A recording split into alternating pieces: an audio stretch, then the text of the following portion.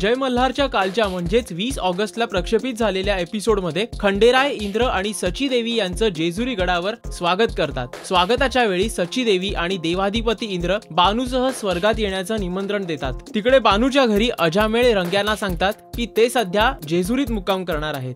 बंडोबा बानूसाठी निरोप घेऊन येतात की दरबारात इंद्र आणि सची देवी यांचं आगमन झालेलं आहे। इंद्रदेवानं अचानक दिलेल्या भेटीमुळे म्हाळसा देवींना काहीसं आश्चर्य आणि चिंता देखील वाटते। त्या लतिकाला सांगतात की त्या बानूला पूर्वजन्मीची सर्व परिस्थिती सांगतील। यावर लतिका उत्तरतात की पहिलं सत्य ज्याला समजेल तीच खंडेरायांसोबत कैलासात जाईल।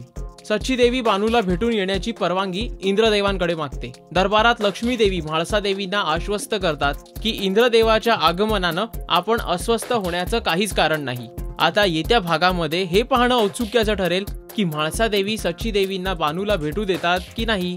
जय मल्हार प्रोग्रामचे लेटेस्ट एपिसोड अपडेट्स जाणून घेण्यासाठी पाहत राहा राजश्री मराठी। नमस्कार, मी देवदत्त नागे म्हणजेच तुमचा लाडका Khanderaya. Please subscribe to Rajshri Marathi.